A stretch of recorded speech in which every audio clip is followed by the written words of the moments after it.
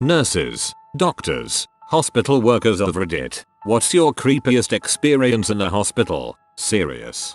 So I'm not a doctor, but my dad is, and I sometimes go with him to different hospitals that he works at. There's one in particular that stands out, though. This hospital used to basically be a death camp for people that got tuberculosis. They'd send them there for fresh air to heal them and they'd die because there wasn't any real cure. Very many people died this way in the hospital, and the building in general is old and creepy looking. When he sees patients, I hang out with the nurses' PAs, and they often tell me ghost stories. Because of working there, a lot of the staff has gotten into things like Ouija boards, recorders, ghost tours, etc. too. So that's also cool, and I've heard some of their recordings and such. Here are some of the stories I've heard. Until last year, there was an old elevator that was known for sometimes stopping you on either the second or fourth floor before taking you where you actually wanted to go. This wouldn't be a big deal normally, but this hospital is strangely laid out. It's a 4-story building, but only the first and third floors are in operation. The fourth and second floors look like a typical abandoned hospital, complete with broken wheelchairs, outdated medical equipment, and no working lights. My dad has gotten stuck on the abandoned floors several times in the past, and people have claimed to have bad experiences there. Patients who would report seeing the same people in their rooms. One incident involved several patients complaining about a little boy and little girl coming to their rooms at nighttime. Several patients refusing to stay in their room again after the first night. People hearing screams and children's laughter. A horror movie was filmed at the hospital on the 3rd floor, and the staff kept noticing noises that were messing up the filming coming from upstairs. They went downstairs and asked the staff to tell the nurses on the 4th floor to quiet down. No one has worked on the 4th floor in a very long time. CNA in a nursing home. I swear I heard a walker going down the hallway for a full few minutes. Hallways were empty, no doors opened or closed, and we did rounds 15 minutes after hearing that, and every single person was in bed. There was an old woman, in her 70s, when I first saw her in 1985. A chronic schizophrenic by all criteria. The consultant who trained my consultant was a resident in psychiatry as she was admitted the first time, 1943 that is. I found it rather strange that my consultant would never ever prescribe her any medication. Instead would treat her as a guest visitor whenever she dropped in to have a chat with her friend. My consultant was due to retire, and during one of his last days, I summoned the courage to ask him about the old woman. She fulfills every requirement that warrants the diagnosis, yet my consultant never ever attempted to admit her or treat her, nor did I. You must never as well. The answer was unexpected. He must have read my complete shock. He took out an old worn-out file from his cabinet and asked me to read. Pages were yellow and the ink was fading, but the dates and notes were legible. 1943. His consultant had broken the rule, secured a patient's file and kept with him. Then he handed that file and the patient to his student, who was incidentally my consultant. As I read, I knew the reason. She had, back in 1943, while in a mental asylum, predicted demise of Nazis, usage of nuclear bombs, and half of Europe falling under atheist communists. Freedom for colonies in Asia and Africa. The notes said that she had systematized delusions and auditory hallucinations that she held to be true and voice of God. I never saw her after my consultant went into retirement. However, if ever there are a few enigmas that I encountered, she is the biggest of them all. I had a 29-year-old woman come in for drug overdose and was on life support for a few days while being brain dead during the same time. Mother eventually chose to withdraw care and the woman died in 30 minutes. The color of her skin had gone an extra tone of white that no movies can match, with her sunken eyes open. Security here. In the Cancer Institute for one of my hospital plazas, you can always feel someone watching you. Or if you're standing in the parking lot, you can watch TVs go on and off. Or if you're extremely unlucky, you can see a figure standing in the window then vanish. I always thought security is one of the worst jobs for dealing with paranormal stuff. You're usually all by yourself.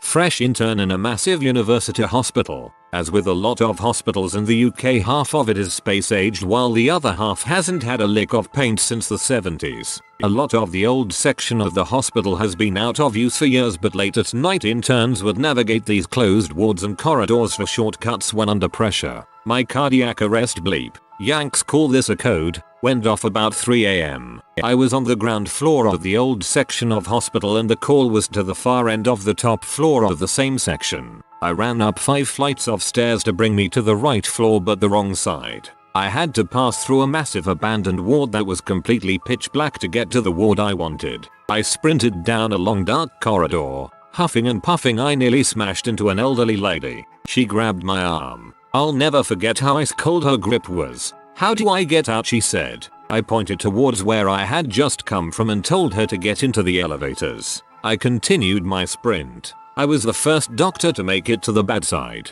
A nurse was performing CPR and another was drawing up adrenaline. I went to the top of the bed to manage the airway. I looked down. It was the same old lady I met in the corridor. This is my favorite so far. Chills. Former CNA here. I used to work in a rehabilitation center for post-op surgeries. I worked at a small facility less than 100 patients. In that time I had one peculiar case. I was doing my rounds, answering call lights and helping out where needed. When I got towards the end of my hall there was an elderly gentleman that had knelt down and died. It was very alarming at first. He had an IV in his arm and an oxygen tank when he passed. At first glance it looked like he had died by getting tangled in his tubes, but after getting the nurse and examining his body on the floor, we determined it was a last burst of energy before he passed. I didn't get to know him, as he was bedridden, but that incident has stayed with me forever. Maybe more disturbing than creepy, but I get called into work late one night. I am an RN working in surgery, and late night calls are always a roll of the dice as to what you might get. The hospital operator calling had very little detail as to what we were coming in for, just the surgeon and patient name. I get there and the doctor had booked a transmetatarsal amputation on a diabetic patient, which is not unusual. When I go to talk to the patient, it turns out that due to his diabetic neuropathy, and therefore lack of sensation in his feet, he had a sore on his toes that had gone and treated again. Not unusual. Well, in this case, he had awoken to crunching noises in the middle of the night. He wakes up and turns on the light to find that underneath the covers, his beloved chihuahua had eaten all 4 of his smaller toes and was working on the great toe. The wound was a pretty ghastly sight, and the sight of those tiny teeth marks is something I'll never forget. Okay, here's another story. A guy had a heart attack on a city bus. EMS brought him into the ED in full arrest. They cut his clothes off him and hook up everything. All of a sudden this guy is getting an erection. A huge one. This boy was blessed. A few of the nurses were saying, "Doc, you got to save him." Funny as heck. Hospital humor is sick. Worked as a hospital chaplain this summer. We get called to every code blue in order to be with the family and or pray while the staff works on the patient. 3:30 AM I get paged to the cardiac ICU. A 30-year-old woman has coded and they are working hard to get her back. She is flat on her back while they're doing compressions and she's not conscious. No family present, so I am working hard to stay out of the way and pray silently. Suddenly this woman sits straight up in bed and full on screams, "Let Emmy go." Everyone just stops and stares at her. Finally, after a pause that felt like forever, someone says, "Not today." Everyone kind of starts chuckling and breaks what was a very tense room. The staff quickly got back to work trying to stabilize her, much of which she actively refused for the first minute or so. After she was stabilized a little more, I returned to the on-call room and continued with my night. But months later, thinking about her and that scream, I still wonder what she may have seen and why she wanted to go so bad. Her scream has been imprinted on my heart and still gives me chills. I used to work patient transport. I got a call to take a body from my ICU to the morgue. Nothing crazy. I got to the ICU and because it was shift change, a large group of nurses were circled around the nursing station. There were 2 doctors there as well. I went up to the group to say I was ready. That was when I felt an incredible wave of dread. I saw that they were creeped out, nurses and doctors alike. One doctor asked, "What was the temperature?" 101.5, replied a nurse. "When did he expire?" "Over 3 hours ago." Family requested additional time. Bodies are usually only allowed to stay 2 hours on the floor before going to the morgue. The whole group, with me trailing, walked to the patient's bedside. The doctor placed his hand on the patient's stomach. The immediate shock that came across his face was terrifying. The patient was burning up. After 3 hours, they should be cold. He said there was no medical explanation. He is an esteemed IQ doctor with years of experience, so I trust him. I took that body down, and while in the elevator, I thought of zombies. I have never been so scared, but while waiting, I knew that I had to touch his stomach or else I would never forgive myself. I had to be a tangential part of this medical anomaly. Through a pair of gloves, a body bag, and 2 sheets, I touched his stomach and felt the radiating heat. I worked IT help desk in a hospital for 3 years, which meant working a late shift 1 week out of every 6. The first time I ever did this, most people went home between 5-6 and it was dead quiet by 7. Later in the evening I started hearing doors and windows opening and closing in the building's other wings. This went on until I left at 1 AM. Windows opening then immediately closing. Doors opening at both ends of a long hallway simultaneously. It just went on and on all night. I commented to my manager the next day that the security guards took an awfully long time to do their rounds of the building and check all the windows were locked. It went on for hours by my watch. He gave me a funny look and told me that there was no security in our building after hours. I'd been the only living soul in there. It's worth noting that the building had originally been a nun's dormitory, and when they moved out it was converted into a morgue before getting its final makeover and becoming an office block. Same thing happened every time I pulled a late shift. I heard these noises all night but never saw anything disturbing, so I decided in the end that it simply wasn't a problem. However, leaving the building meant turning all the lights off then walking 30 meters in the dark to the main door. I hated that part of going home.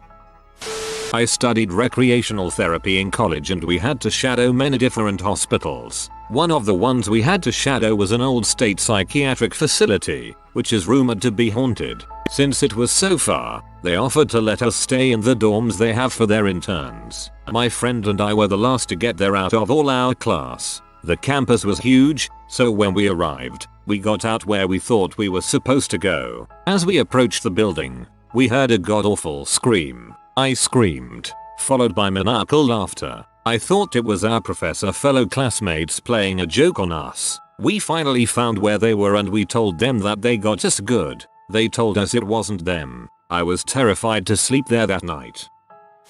I work in palliative. Most deaths I've seen have been more or less peaceful, though the ones that are not stick with you. One guy was silently screaming through his last few hours of life. Another guy, who up until this point had been unresponsive, reached up and grabbed me when we attempted to lower his bed to turn him. One time while doing post-mortem care I walked into the room and thought that's weird. How come nobody has closed his eyes yet? He had that movie perfect dead look, with pale blue staring eyes and slack jaw and greyish, waxy skin. I closed his eyes and started the care, and when I looked again those eyes, still staring at me, were slowly opening, one slightly slower than the other. He groaned when we turned him to wash his back and his hand managed to clamp onto the bed rail and we had to pry it off. When we finally got him onto his back again, there was a foul smelling, oily black, viscous liquid on the pillowcase. I cleaned his mouth again thinking it must have come from there, but his mouth and nose were clean. The best I could figure the stuff had come from his eye. I couldn't wait to get that bag zipped up. I created a creepy situation in a hospital once. One level of the hospital basement hosted only 2 things, the X-ray archive, which nearly filled the whole level, and the morgue. I was working in the X-ray department, and part of my job was to get old pictures from the archive, and put them back again. After a short time, I knew my way around and didn't need the lights to find the right room off the corridor, which was good, as the corridor lights had issues. So one day, I was on my way back to the upstairs world, and waited for the elevator, standing in a dark corner. The elevator came, and a young nurse pushed a hospital bed with an ex-customer into the corridor. She tried the lights, but it stayed dark. I said they had issues, so she pushed the bed towards the morgue in the dark. She passed me without noticing me, and I said boo. I nearly had to scratch her from the ceiling. Got a stern talk with the head nurse for that, but she could not fire me semicolon. Working overnight in a nursing home, the call bell kept turning on in an empty room. Wasn't the staff because there were only 4 of scheduled, and we were all at the nurse's station. I don't believe in the supernatural, but it was weird. I was still a student nurse at the time, but this definitely applies. I was interning in an ICU and my patient died, so I got to take my first trip to the morgue. I expected what you see on TV usually, a big room with cabinets for people. Nope, it was just a huge walk-in fridge with bodies. Some on stretchers, some on the floor, all with sheets over them. What made it really creepy for me at least is my preceptor pointed to the legit pile of bodies in the back and told me they put the dead children in the back like that so they're not super visible right up front. Well, frick. This starts off very cheesy, but it's all true. One dark and very stormy night at the hospital, I was working with a new CNA and training her on how things run around the hospital. Basically, she needed to know how to help me, the nurse, and how I did things. Well, we start to walk down one hallway and we both are paralyzed in fear because we see a dark, malevolent looking figure at the end of the hall by the exit sign. I take off running and she follows. We scream, talk about what we saw, and she swears she saw fog around the entity. In the end, we chalk it up to late night shifts and too much coffee. Laughs ensue. Well, even though it's nighttime, no one sleeps in a hospital, so we are paged to go in a room and continue our rounds. We carefully look down the hallway and nothing is there. We do our work with the patient, and as soon as we step out of the room, there is the scary shadow man at the end of the hall. We scream and take off running again. I call security and they come up and check everything. Of course nothing is found. But then we hear an alarm start to go off in a room, so we bolt in there. It's the room at the end of the hall where the figure was. A doctor and another nurse had made it in there before us and the patient had died. Now this was a stroke patient who was paralyzed and could not walk. The weird part was her window was open. So the CNA and I start crying and explain what had been happening. The doctor requested security play back the video of the hallway to make sure no one hurt the patient. In the video we all could clearly see a dark shadow that never disappeared, and yes, it did look like it was surrounded by fog. Right before the patient alarm went off, the shadow vanished. Now everyone claims this was the angel of death. I don't know what it was, but I'm glad I don't work there anymore. See, this is the kind of thing that makes the most sense to me. Maybe I'm more chicken shit than most. But all these stories of there was a ghost walking through, there are black figures in the corners, things move inexplicably. Yeah, that was super weird, sound so blasé. If I ever saw any of that stuff, I'd be like, I'm out and run away squealing. I used to work in a nursing home as a CNA. One day at lunchtime we were going room to room bringing the residents their lunches. As I walked past the room of a resident that I knew, the curtains were drawn around his bed, but I could still see that he was laying in bed. I went in the room and saw that he was dead and his eyes and mouth were open. His mouth was open completely, no sheet covering him up. He just lay there, no sheet covering him, forgotten, ignored while everyone was rushing about serving lunch and feeding the really impaired residents. This made me sad that he wasn't shown more respect. I asked the floor nurse about him and she told me that he had died just before lunch and the funeral home hadn't come yet to take him away. I was angry that he wasn't shown more respect. I felt sad for him. I quit not long after that and did an home health care where I could give more care and time for my clients. Nursing home and constantly underfunded and short-handed. This is a problem no matter what country you go. This is not my story, but my friend's partner worked as a cleaner of biological waste in a hospital. He said he was once pushing a trolley and a bag fell off. As he went to pick it up, he realized it had a severed hand inside. I asked him if he was freaked out and he just shrugged and said he worked in a hospital and put the hand back into the trolley. It creeped me out by proxy. The unit I work on used to be an old maternity unit. Not a lot of people know that, but we still have tons of patients report hearing crying babies. I walked past a lift late at night while the doors suddenly opened with no one around. Proper shat me up until I found out the lifts return to the ground floor when they haven't been used in a while. Had a patient record a video of me without my permission and post it on YouTube claiming that I was his new radio web show co-host. When he is discharged from the hospital, he then proceeds to stalk me waiting for me in the cafe and by leaving notes on the floor I worked on asking me to call the number he wrote on the paper so we can meet for the show. Weeks pass and a fellow co-worker saw him waiting for me in the cafe, so she reported him and security escorted him away and I had to file a report. Co-workers looked up the video on YouTube. Still there. Creepy comments from his supporters of his web show radio series comment about me and how they need to see more of me. If you contact YouTube's support team, you should be able to get that down. Generally, recording someone against their permission is illegal. If you provide evidence, report to YouTube about the stalking, they should take it down. May not be gone from the internet forever, but it'll be gone from that channel. Friend used to work in a psyche ward and there was one patient that was determined to end her life. She stayed in a padded room with no objects in the room for her safety. He walked in on her one day chewing on her wrists and she was bleeding out. She survived, but he quit shortly after that. I guess for me it is death itself. At the beginning of the day you're talking to this patient and interviewing them to make sure they know what is being done and identifying them to make sure we have the right patient. You make small talk and joke a little before heading into the room. They always have family waiting and we give updates throughout the surgery. It's hard to explain. One moment they're here and the next you're doing chest compressions to keep their body perfused. They stare off towards the ceiling. Their lifeless eyes. I'm trying to get some sort of pulse or shockable rhythm back. My compressions are consistent. I have a good pace and they are deep. I can only go for 2 or 3 minutes. I let someone else take over. Their compressions are nearly as good. And I'm out of breath. I'm starting to sweat too. I hop back in. She keeps getting more and more pale. Why won't the doctor call it? I'm getting tired again. Whoever this person was has merged with the infinite. The same lifeless eyes are fixed on the ceiling. I'm sorry. I wish there was more I could do. It's happened a couple of times now. It never gets any easier. Our bodies can take a lot and they are amazing at adjusting to life. However, sometimes it's too much and you realize how fragile a body can be.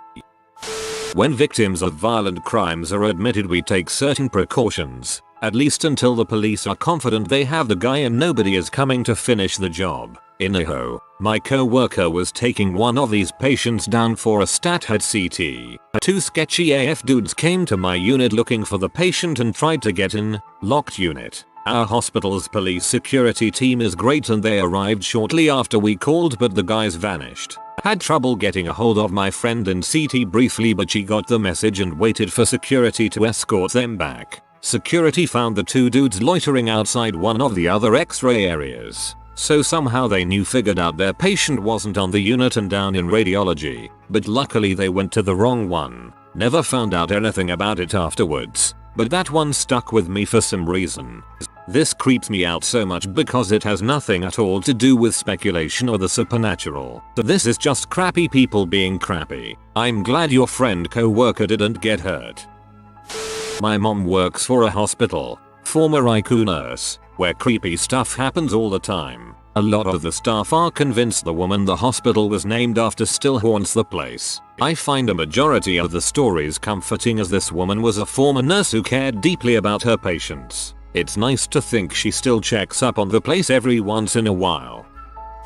ICU nurse. Anyone who has performed compressions can attest to this. The first time you break through someone's ribs, I will never forget that grim feeling.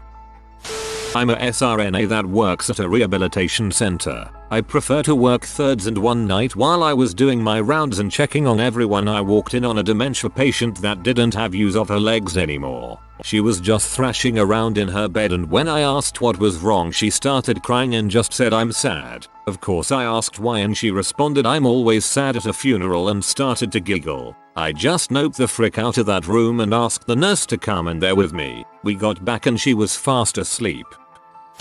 Dead bodies can moan, groan, and fart as gas escapes them. It's a little creepy when you're working on a corpse and all of a sudden they let out an enormous groan. My aunt is a nurse at a hospital. At the beginning of her career, she was walking a patient to the bathroom and she just collapses, falling on her stomach. My aunt calls for help, and as she turns the woman over, blood starts to projectile out of the woman's mouth, exorcist style. We're talking all over the walls, the ceiling, and my aunt. Apparently it was an abdominal aortic aneurysm. The woman didn't live. The creepiest feeling I have is when an ED patient comes in for a psych eval and looks through your soul. Usually they're having psychosis related to drugs, schizophrenia, or bipolar. They literally talk through you to someone standing behind you, like you don't even exist. and in reality the person behind you doesn't exist. It's even worse if they're speaking in gibberish. A lot of times it sounds like a foreign language almost. Nothing makes sense. And yet their eyes are screaming for help. It really makes you thankful for your sanity and realize how fragile sanity really can be. I used to work in a hospital. In the switchboard every so often I would get a night shift. During the working week, 8 AM to 8 PM we worked with others, between 3 to 4 members of staff, but outside those times, weekends, evenings, nights and early mornings we were on our own. Of course sometimes it was busy, but from about 10 PM to about 6 AM it was steady but quiet. I wasn't actually scheduled to work nights, 10 PM to 6 AM. However, due to chronic staff shortages I often ended up doing a few every month or so. Blame those who keep underfunding the NHS. That night it was busy, then a little lull. I had a 333 crash call alert at about 11:10 PM. Moncton Ward, Children's Ward, Pediatrician Registrar, Surgical Registrar and Trauma Team, urgent. I put the call out, and hear feet run past the door. Doctor's mess right next to our office. Then get on with the rest of my calls. Normal sort of traffic. A&E. Patients' relatives calling the wards to check up on them. Nothing really out of the ordinary.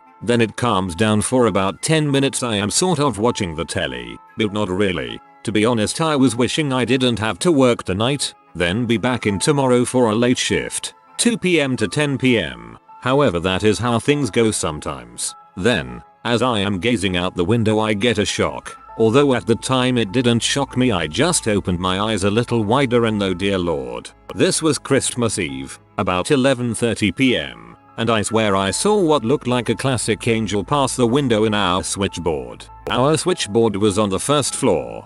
She floated upwards past the window, and holding her hand was a little girl. Later that night the surgeon popped into the office to get the batteries changed on his bleeper. I asked him if he was okay, and he said it had been a really tough night. I gathered the earlier crash call didn't go well. He wouldn't have told me any real information, so I didn't ask, but he was definitely upset about something. I have never, ever told anyone what I saw, even though I believe in a higher power. I know others don't.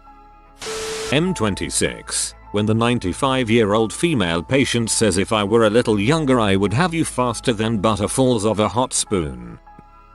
I used to work in the same hospital that Jimmy Savile did his bad things in. I also had access to the very same mortuaries and quite often had to go at night. Thankfully, since the Savile saga, no member of staff can be in there without another present. They also have a camera that takes a picture every time the doors are opened.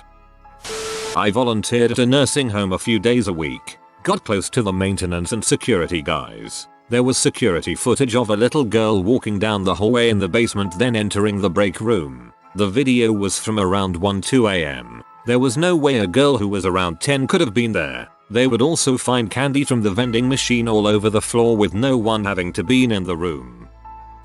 I had an 8-year-old patient, calm as all heck, tell me something was telling her to kill her neighborhood girl. She then went on to tell me she liked fire trucks, she had a dog, and she couldn't beat a game on her mom's phone, all in the same tone.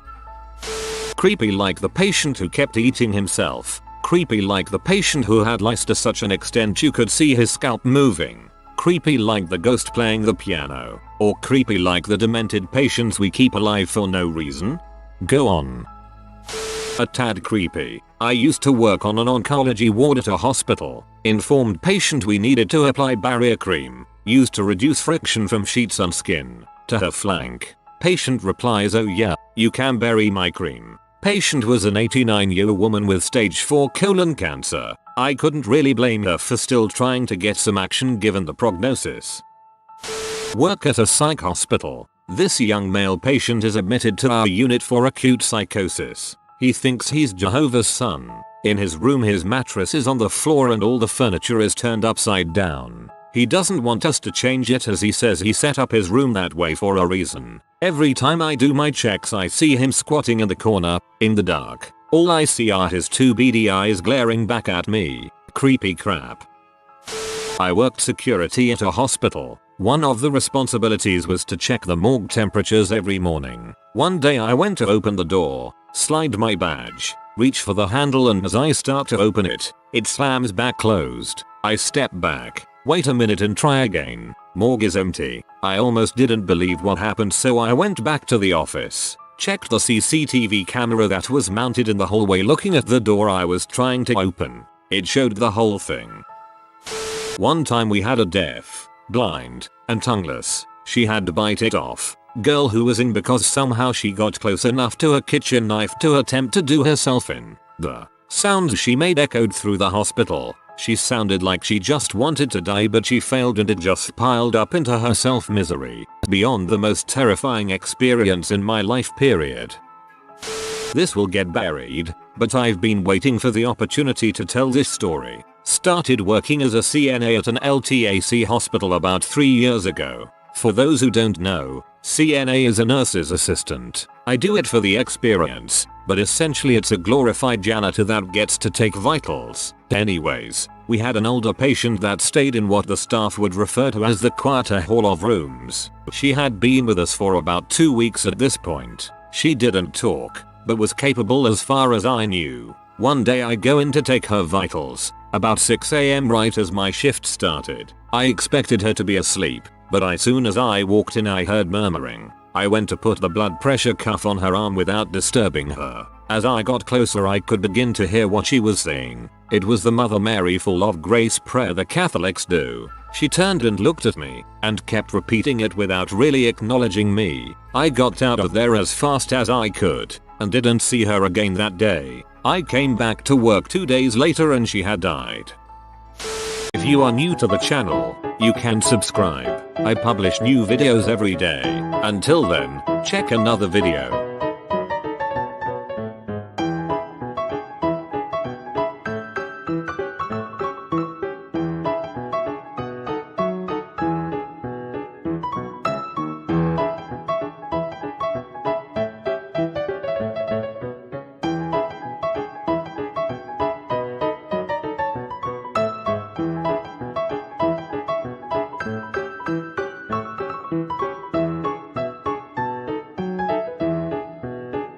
Bye for now.